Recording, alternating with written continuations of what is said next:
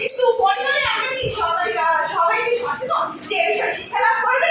তাই আমরা একসাথে বলি যে মাসিক ব্যবস্থাপনায় পরিবারের যে প্রতিষ্ঠানের শিক্ষার গুরুত্ব অনেক বেশি। ধন্যবাদ বিচার করলে ধন্যবাদ। বক্তব্য উপস্থাপন করার জন্য অনুরোধ করছি। তার বক্তব্য হচ্ছে মাসিক ব্যবস্থাপনা মেয়েদের পারিবারিক শিক্ষার গুরুত্ব বেশি।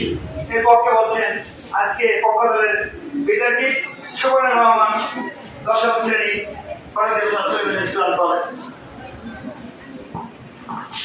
বিসমিল্লাহির রহমানির রহিম। ভদ্র আচরণ করতে বইয়ের শিক্ষা লাগে না, আর আচরণ করতে পারিবারিক শিক্ষাই যথেষ্ট। তাই আমরা সহজেই বলতে পারি পারিবারিক শিক্ষা ব্যক্তির আচরণের প্রধান মানদণ্ড।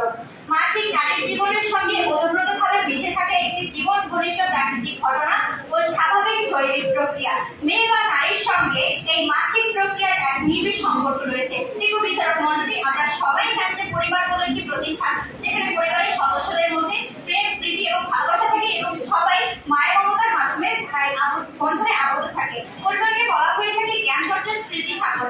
পরিবার হলো শাশ্বত বিদ্যালয়। মানুষ তার সামগ্রিক জীবনে যত জ্ঞান, শিক্ষা, ঐশ্বর্য অর্জন করে তার সূচনা হয় পরিবার থেকে। মায়ের কোলে শিশু শিক্ষার হাতে খড়ি হয়। পরিবার থেকে একটি মেয়ে তার স্বাস্থ্য সম্পর্কে খুব ভালোভাবে জ্ঞান অর্জন করতে পারে। স্বাস্থ্য সম্পর্কে সচেতন হতে বেশি ভূমিকা পালন করে পরিবার।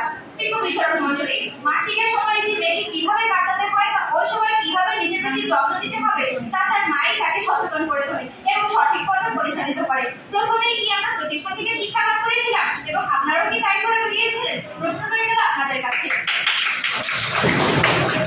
পারিবারিক শিক্ষার থেকে প্রতিষ্ঠানিক শিক্ষাই যদি বেশি হতো, তাহলে একটি মেয়ে প্রতিষ্ঠানে ভর্তি হওয়ার আগেই যদি মাসিকের শিকার হতো, তাহলে কিভাবে তারা বুঝতো যে মাসিকের সময় তাদের নিজের প্রতি কিভাবে যত্নবান হতে হবে?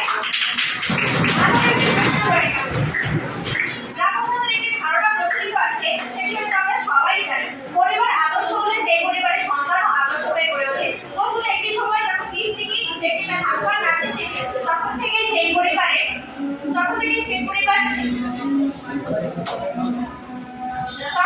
সেই ব্যক্তি স্বাস্থ্য সম্পর্কে সচেতন হতে শুরু করে।